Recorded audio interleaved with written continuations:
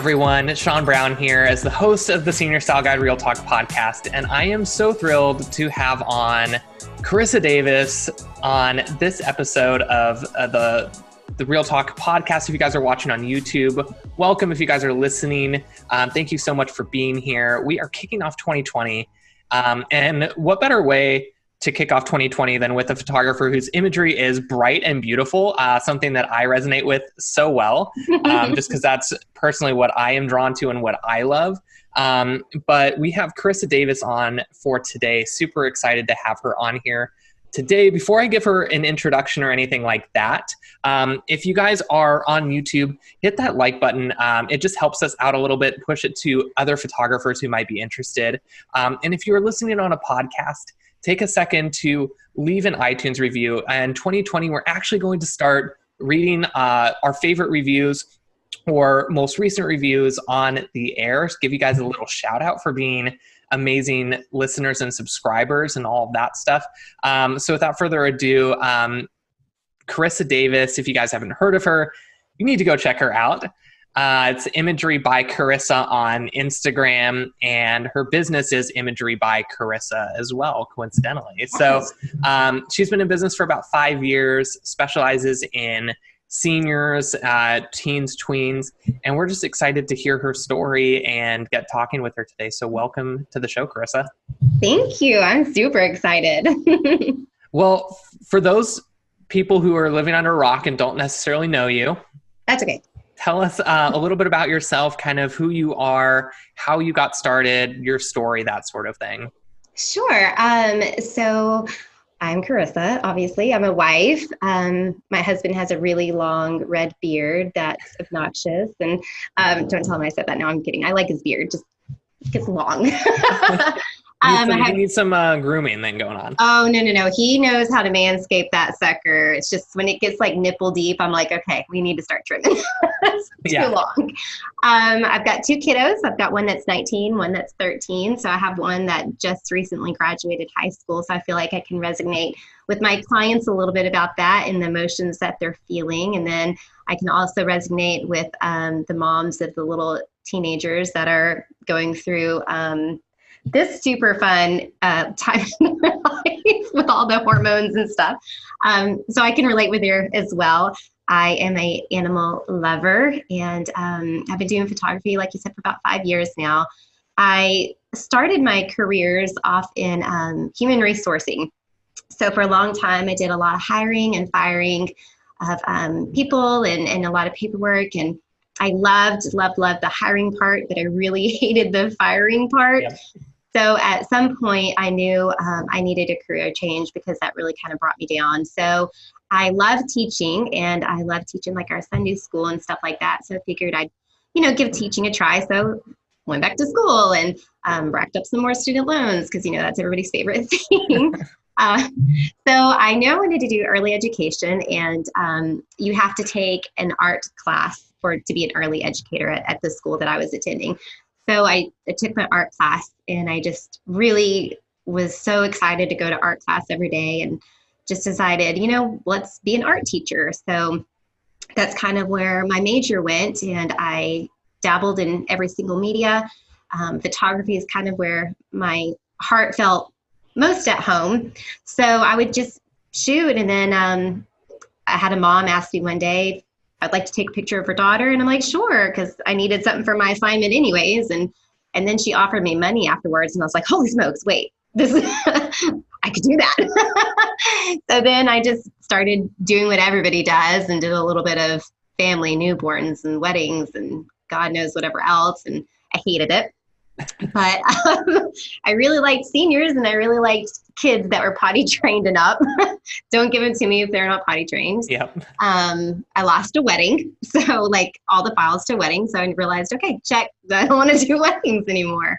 But kids through seniors is really where my heart was. So I figured out how to kind of implement my art background from college into high school seniors and kids. And I feel like I have found my home, and I'm complete now. Awesome. See, I've personally, knock on wood, never deleted accidentally a client session. I've deleted like model shoots, like test shoots accidentally. Right.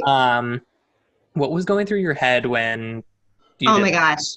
Sheer panic. Like, I think I probably lived for a week on Xanax and wine because I was so upset with myself. But um, it just goes back to like, just because you have a camera doesn't mean you're a professional and doesn't mean you need to be accepting big money. Because I mean, there I was shooting a wedding and I did great at the wedding. And it's right when I was transitioning from camera raw to bridge, and I thought I imported the images, but I did not import the images. Yeah.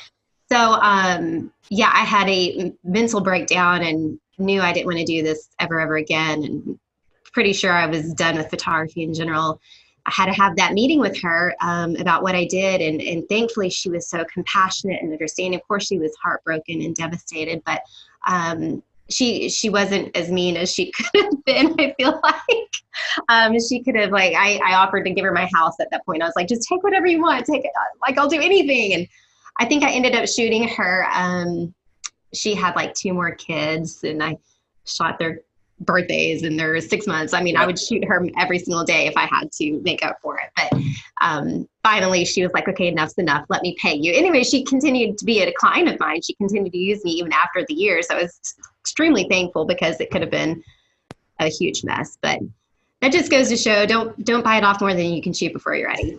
No kidding. Well, let's dive into that a little bit because I think for a lot of our viewers listening, you mentioned that, just because you have a camera doesn't mean that you're a professional. Right. So kind of like, when did you decide, or when did you kind of deem yourself that you were professional? What steps did you feel like you had accomplished to kind of really have that name attached to you? Am I a professional? I don't know. I'm going to say I am. Yeah, we're going to go with it. Yeah. I think whenever I really felt like, well, when I first began, I mean, I did what everybody does and, obviously didn't charge enough, didn't charge my worth. But in my heart, I felt like I wasn't ready to charge a lot of money because I wasn't there with my skill level yet. After I had about, I would say, 1.5 years, 2 years worth of work under my belt, I felt more comfortable charging more. I had my system down. I had a routine. I knew I was able to upload, edit, and deliver consistently and not have any hiccups. So I would say about 1.5 to 2 years into it, I wouldn't necessarily say a professional, but I felt comfortable in saying this is what I do for a living. Sure. I would say probably the first time I actually felt like a true professional was maybe about 2 years ago. I opened up my books I decided just to go to seniors and kids, and I opened up my books and I sold out within 24 hours. So I think that was my vindication of, okay, like I am considered serious and I am considered a professional at this point. And so that being said, like I was able to start valuing my worth more. So I would say about 2 years ago. And then when you say valuing your worth, is that in terms of pricing? Is that in terms of just you feeling like you're able to deliver a service that people are seeking? Or yeah, I feel like it's both. I felt like it was valuing my time mostly. Like I said, I have a 19-year-old. I have a child that just graduated. So I'm finally realizing like how quickly time does go by. You always hear that from older people, like it just goes by so fast. And when you're young, you don't feel like that, but now that you have a child that's actually grown, and it's like, holy cow, this does go by fast. So that's when I had to take a moment and step back and say, my time is worth more than what I'm doing for my clients. I think at one point my grandfather was in the hospital dying, and I can remember I was in my office editing a session, and I'm like, this is ridiculous. This is not what life is about. It was around that time that I started valuing my time, but I also started valuing my art. Like I'm not just producing the same thing over and over again. I'm putting in my artistic background. I'm putting in my creativity. I'm giving a little part of my creative soul to my client. And to me, that's worth a lot of money because that is a part of me that I'm giving away. So valuing me as a person in general, I think was important too. it prevented burnout, I feel like, because they are paying for that creative part of me. It encourages me to continue creating. Exactly. And I think that's so great that you say that, like giving a little bit of a part of your creative soul, because that's what we're doing. We are. As photographers, it's not, I mean, yes, you could say that not all photographers do that. I mean, if you're sitting them down in front of a studio backdrop and you're like, okay, turn here and there, and doing, the same cookie cutter thing time and time again. But for most of us portrait photographers, that's just not how it is. Right. It's different lighting from one day to another. Maybe it's the client dresses a little bit differently. And so you have to accommodate for, maybe she's like super bright colored and dresses, or maybe she's like, white shirt and jeans, and you have to figure out how to capture each of them. And that takes creativity, really. It does. And a lot of times I've had clients just say, like, I'm a blank slate, just do what you want. Well, that doesn't help me either, because I need to get that feedback, or I need to get that creative juices flowing from my client. I get inspired by them. So you got to come at me with something. And yes, I've got like little creative tidbits of stuff that I want to create in my mind, but I'm also saving those kind of for those special times, like with my models that are actually paying to have that creativity. Totally.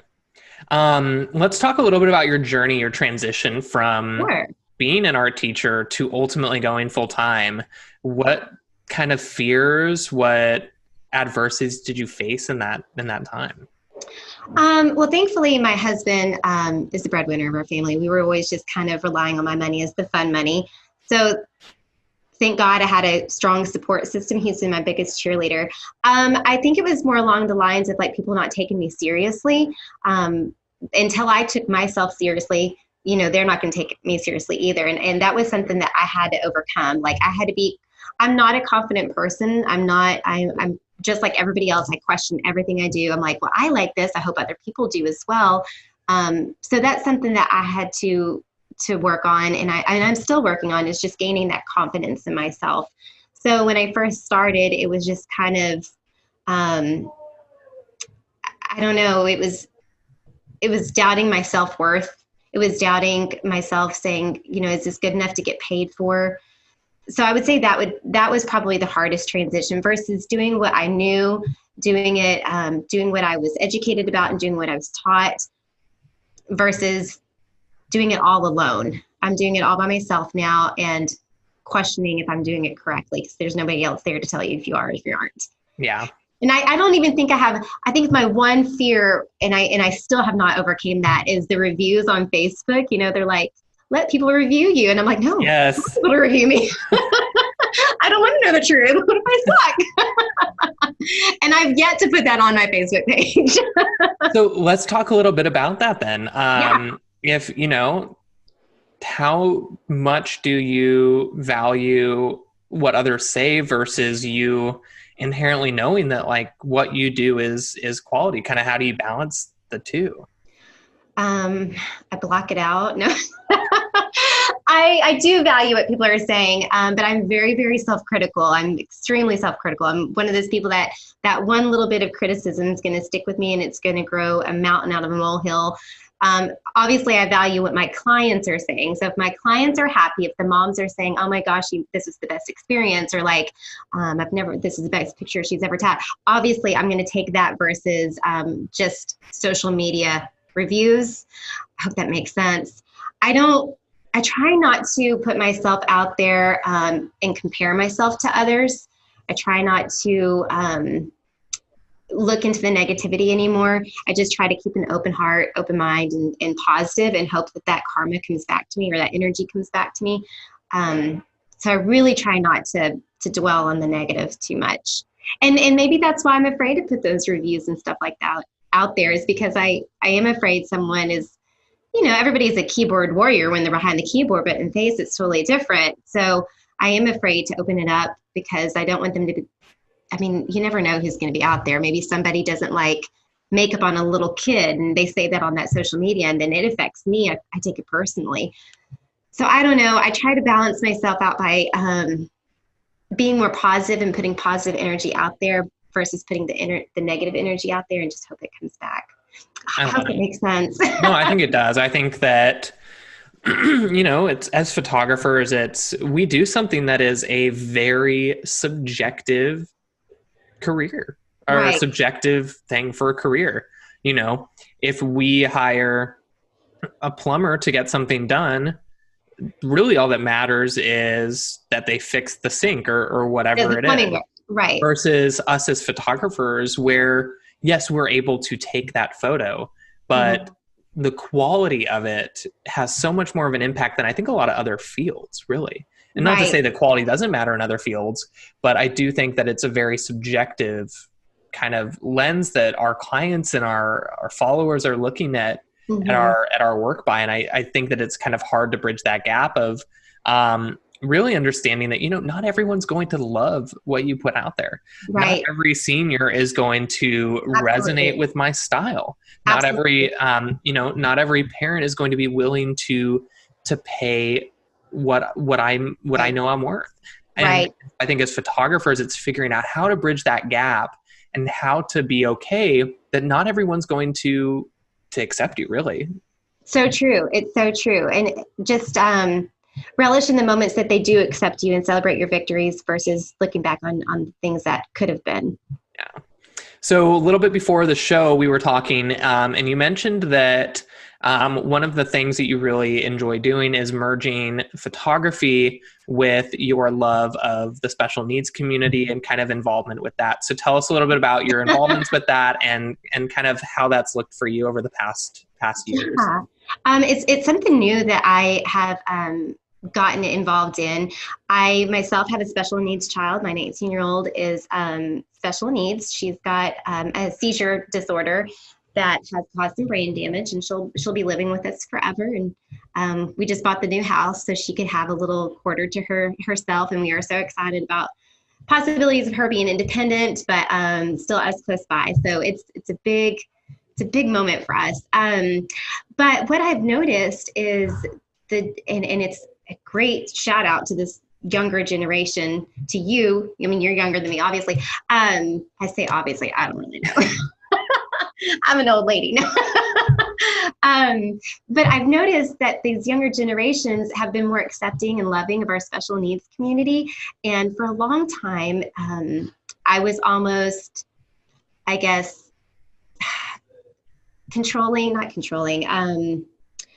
I was nervous about people accepting my daughter being special needs, because I know whenever I was younger that they were very separated. There was no integration. It was this is a special needs community, this is the mainstream classrooms, and there was no integration. So I was always kind of held her back a little bit. But the more she grew up, I realized this younger generation is very accepting. So now we celebrate her special needs.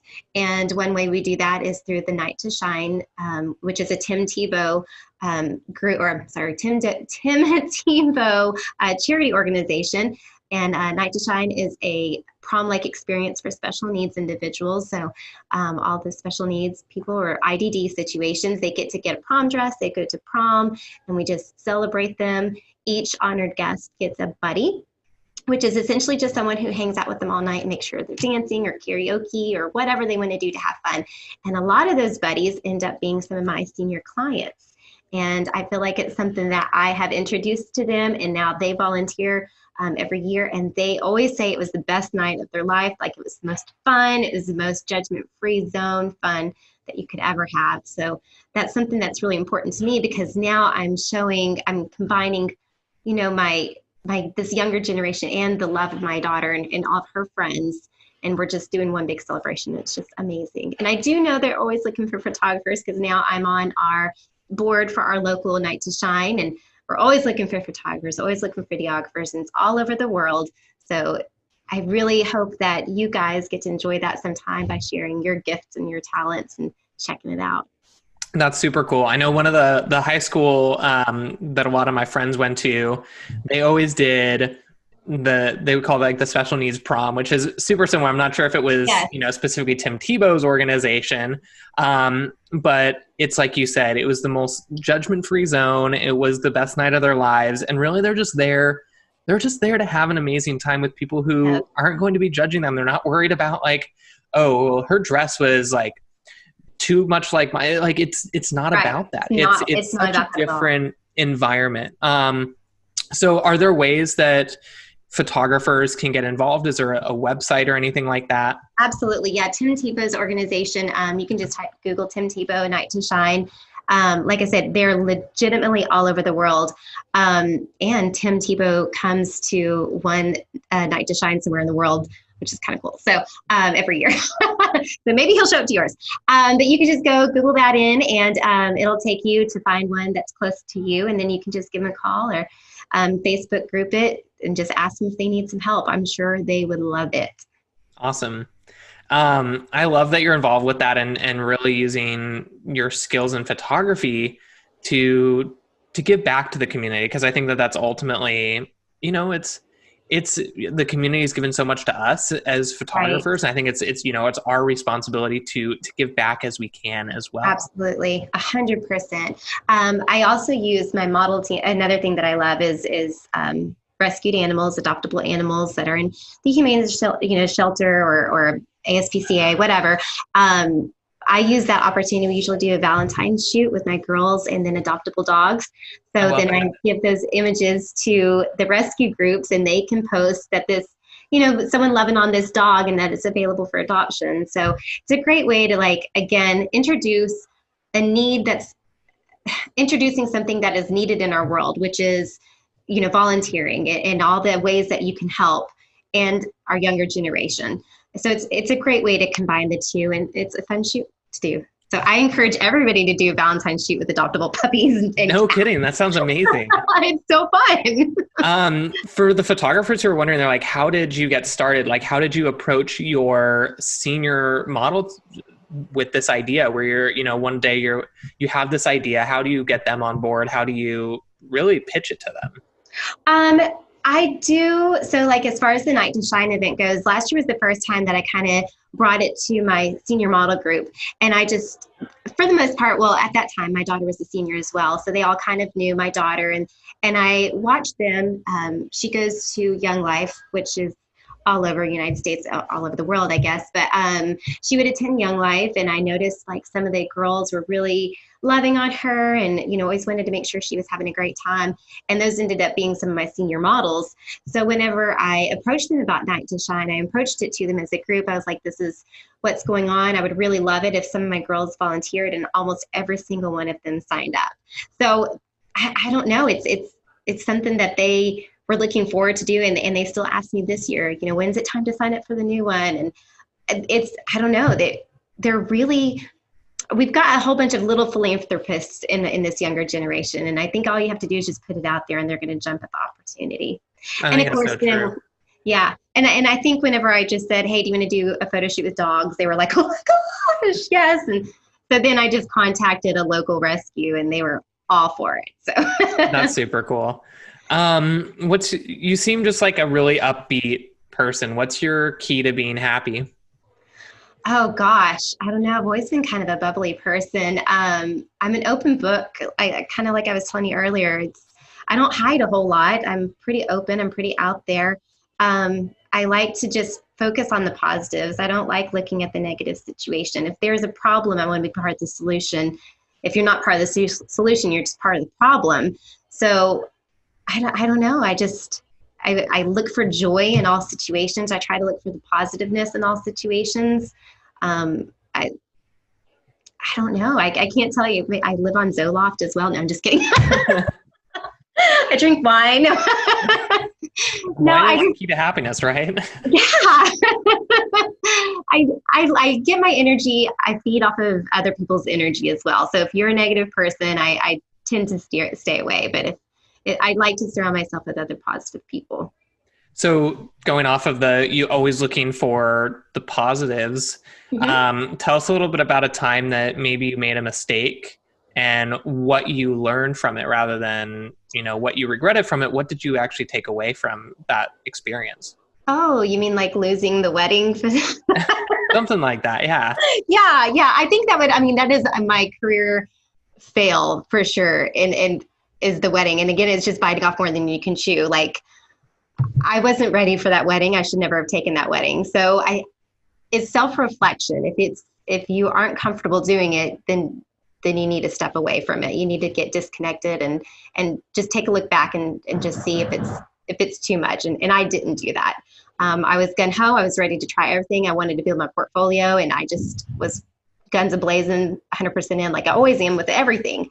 So I really needed to detach and analyze and do some self-analyzation. So it did bring that to light. Like that I needed to reflect a little bit more on myself and where my talent lies and where I needed to work on. So that was probably the worst. I mean, if I had that happen to me, I probably would have been like, yeah, that's, not maybe a gold star for me for that day. Career low. Yeah. Yeah. What's, one of the favorite things about running a photography business for you? Oh gosh, I get to create. It really is my creative outlet. I get to produce stuff that's fun and bright and colorful, and it reflects my personality. I love shooting seniors, obviously, but where I feel like my soul really shines and sings is whenever I get to create these theme shoots for my seniors. Like I said earlier, it's that creative soul that I'm giving out. And whenever it gets out and you can visualize it and it's just like how you imagine, or maybe it's not just how you imagine, but it's good. It's like it's a mini victory that you get to celebrate. And I just love seeing them. I love seeing my soul out there for the world to see. So I would say that's a high. And then going off of that, so many photographers are like, they're probably scrolling through Instagram as they're listening to this podcast right now. Mm-hmm. And they're like, holy cow, where does she come up with this inspiration? Like, I'm one of the people, I'm not super creative. I can put together a styled shoot, but do I need a lot of inspiration behind it? Where do you draw that inspiration from? And like legitimately everywhere. I'm like you, we're really drawn to bright colors. I'm like a squirrel. I see something shiny and I'm like, oh, it's shiny. So anything that shines, glitters, bright colored, I'm super drawn to it. But I've gotten a lot of my inspiration from the past, from like movies or music videos. I'll go to the thrift store and find that one piece that's super cool and be like, oh, I've got to shoot with that. If I can just find that one inspiration that just, no matter how little is. My husband bought a 68 California special, and all I could think about was like, oh, look, we do this, this, and this. I just need that one tiny thing. Even if it's just a microphone, you just have to get that and you build off of it. I love going to thrift shops and just seeing like little quirky things and trying to build something off of that. Has there ever been a time where you just haven't been inspired by anything? And like, how did you overcome that? Yeah, I try to do kind of like your typical seasonal shoots, like 4th of July and Christmas or whatever, just your seasonal stuff, which I still love. But because you're doing them so much, they do become routine. I had one really great 4th of July session that really sung to my heart, and I have yet to replicate it again or get that feeling off of it again. So I feel like now it's probably time that I move past that. I think it just goes to show you, like, if you duplicate it so many times, or if you you can't ever replicate perfection. Like if something was already perfect, you need to just move on and try something new. Because I've tried doing that shoot 3 more times and it's just never lived up to what the first one was. That's so interesting that you say that, because I literally have the exact same feeling about my 4th of July shoot. Yeah, I'm over it. Yeah. There was one, it was so cool. We got it was like a Shelby GT 500 Snake Mustang. I have a daughter named Shelby, so for a reason. It's a beautiful car. And it was one of the best shoots ever. Like the lighting was perfect. And dude, here in the Pacific Northwest, we don't get sun. Like they say that our summer starts July 5th. So if we're trying to do the July 4th shoot, 2 weeks prior or whatever, chances are it's not necessarily going to be super great weather. But I have not been able to replicate how I felt about that shoot since. Yeah, so maybe, maybe it is time to say, okay, here, step away and just figure out what else you can be doing that's different in the creative field if you're struggling. I think that's a great piece of advice. Yeah. Well, good. Hopefully y'all can learn from my mistakes. Well, I don't know if it's a mistake. I think it's just, I think that's how we all get, because we get comfortable with something. Right. But I think it's in that comfort that we ultimately kind of find ourselves in a rut. Right. Exactly. 100%. Awesome. What are you most proud of in your business or your personal life?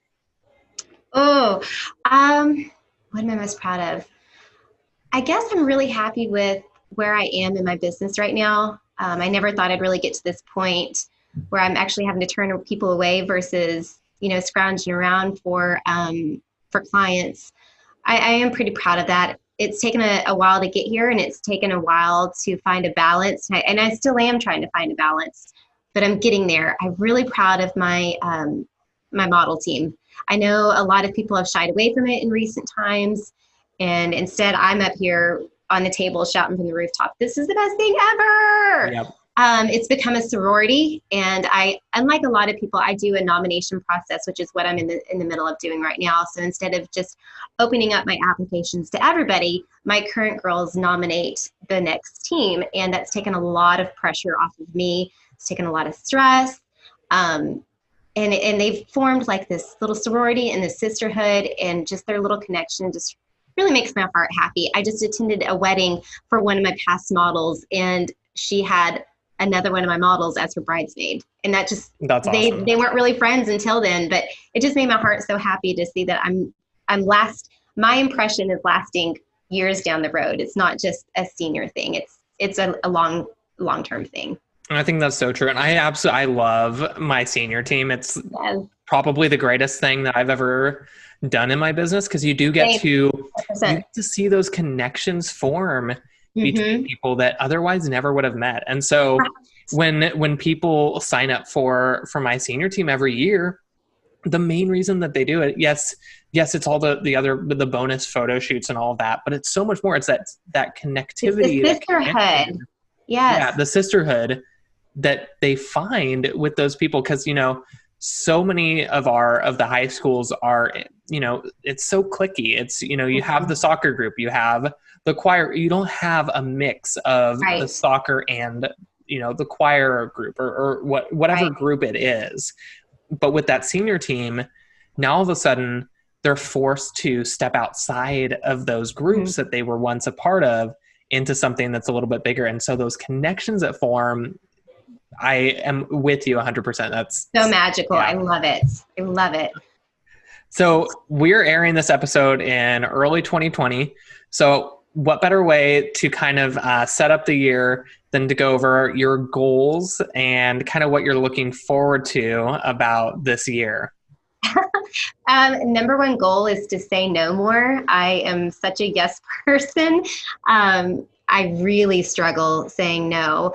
And I think it's just a fear of rejection. Again, kind of like with the whole, I don't like looking at reviews because I don't want them to reject me. But I think for my mental health and for my family stability, I really need to start saying no. So right now I'm in the middle of my model team prepping and planning my year out. And my goal is to really just say, these are the only appointments I'm taking, and stick to my guns, which is a whole lot harder than you would think. But I'm looking forward to the time that I'm going to have with my kiddos and with my redoing a house. I'm really looking forward to that. So I think for my mental stability and for my family's sake, I really need to stand by that big nasty word of no and just be okay with it. And it's so funny that you say that, because I think literally just on the last podcast, episode 35 or whatever, I talked about kind of what I was looking forward to in 2020. And that was literally like one of the points is saying no. Yeah. And kind of the way that I frame it and the way that you're framing it too, which I think is so important for so many of our listeners to hear, is that saying no doesn't mean that you're trying to be a mean person. It doesn't mean that you don't want to do it. In fact, I had to turn down a speaking engagement last year because it wasn't that I didn't want to do it. It was because I knew that if I took it on, what would happen was that there were so many other places that I needed to be in my business during that busy time. And I knew that it would be antithetical to the goals that I was trying to reach ultimately. And so I think that that's so important for our listeners to hear, is that it doesn't mean that you don't want to do it, but you have to step back and say, does this move you to where you're going to be? Does it get you closer to the goalpost? Does it point to your North Star, or are you deviating on another path? And I think that's exactly what you're saying as well. Right. And at some point we have to find, yes, you are your brand and you are your business, but you are also an individual, and your business is a business. And if you aren't mentally health ready and well, then you can't give your 100% to your business. So at some point we have to draw the line and say, okay, I've got to take care of me so I can make my business better. Exactly. And saying no is one great way of doing that. Yeah, it's setting those boundaries. And it's, as the saying goes, I don't know who said it, but you can't pour from an empty cup. Right, exactly. And trust me, right now I am empty. So this year, 2020, I'm filling it back up. So how do you fill it back up? How to fill it back up? I mean, my heart is really into charity work. It really is. So I would like my goal for this year to do more stuff with charity and to offer myself more available to do more charity work, and also to my family. I am setting boundaries by saying I'm no longer shooting on weekends, which I know I don't typically, but sometimes I'll let one or two slip in, and it really screws up my family schedule, and I'm missing out on time with them. So yeah. I think more family time, more charity time is going to fill me up, and then I can give more. I think that weekend one, so many photographers listening are like, gosh, wait, I don't have to shoot on Saturdays? You do not have to shoot on Saturdays. I shoot so for my schedule, Friday nights or Friday evenings are the best for me, which everybody thinks that sounds so weird. And it does, because my 2020 goal is I am not scheduling any Friday sessions unless it's on my board. Well, so keep in mind, I have two kids, and we've got soccer practice on this day. We've got church on this day. We've got volleyball practice on this day. So I'm constantly running around trying to get them to practices versus Friday nights. They don't have anything but hanging out with their friends. So that's when I get to shoot. Saturdays and Sundays I say that Sundays, I usually I do some model team shooting on Sundays, but only one Sunday a month. And then no Saturdays. Saturdays are not allowed. And I'll do, I think the only times I've ever shot on weekends in the past, 4 or 5 years are for model team shoots during the school year, just because it is easy. It's easier than me doing 4 or 5 different shoots to try and accommodate so many different schedules versus, okay, this date works for everyone. Let's do this date. Well, and not much happens on Saturday or Sunday afternoons. So I'm okay with that. Yeah. As long as it's not interfering with my family time, we can do it. Exactly. So one of the things I mentioned on the past podcast, we're going to air this on right after. What is your word or one word that you have to describe your 2020? Ooh, well, I know my word of the year is no. No to everything. No, I'm just kidding. Not no to everything. I would say to describe it is hopeful. Hopeful. I'm definitely hopeful. Yeah, I'm hopeful for getting out of my teeny tiny apartment and moving into my house. I think we all would be hopeful for that.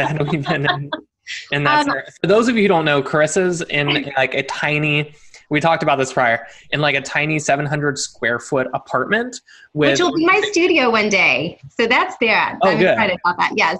You say 5 dogs with you right now? I've got 3 dogs and 2 cats. I have a freaking zoo. So Carissa's basically living in a zoo right now. Yep. And she was saying how excited she is to move into the new house. So tell us what the process has been like managing your business and also trying to build a home at the same time. I would not suggest anybody doing this ever. It's been fun, but it's also super time consuming. So we got a house that was built in the 1960s. It's one of these epitome of the fixer-upper show, I swear.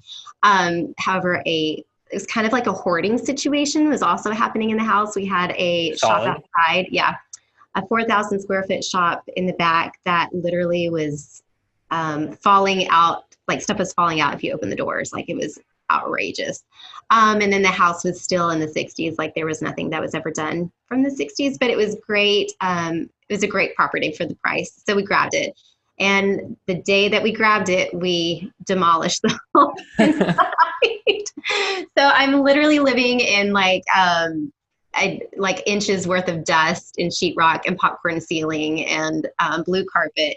It's been great. So, and it's been hard by balancing the business. Thankfully, I will say, because I am able to work in the apartment out back, I'm able to go check in on the contractors, but I'm on the phone all the time, and it's I bet. frustrating. Yeah. But it'll be worth it. It'll be worth it. Exactly. It's all about the end goal, right? End goal. So yeah, I'm hopeful to move out of that apartment. Well, awesome. I always like to end the episode by you getting to ask a question. So I'm going to give you a couple minutes to kind of think about what question you want the listeners to answer, and have them DM us. So tag at Senior Style Guide, at Imagery by Carissa, at Sean Brown Productions. Let us know your response while you're listening to the podcast. You just screenshot it and then answer the question there. Yes. Or if you're watching on YouTube, go ahead and just leave it in the comment section below. So I'll give you a second to think about that. I already know what I want to ask. You already know? Yes. You're prepped. I love it. I'm prepped. We'll kind of end. One more question before that. Yeah. What do you want to tell the people watching? It literally could be anything. Maybe it's a piece of advice that you wish you had had in business, a piece of personal advice. What do you want to tell them? I would say, don't be afraid to be bold. Don't be afraid to take chances. Don't be afraid to let the thoughts and the imagery that you're seeing in your brain actually take formation. A lot of people are afraid to take on those model teams because they think it's a lot of work, but it's the perfect opportunity to try new things. If you're wanting to try off the camera flash, go get that model that wants to do stuff with you and just go try it, go play. If you're wanting to do a shoot that's completely neon green, like go get your model and go try.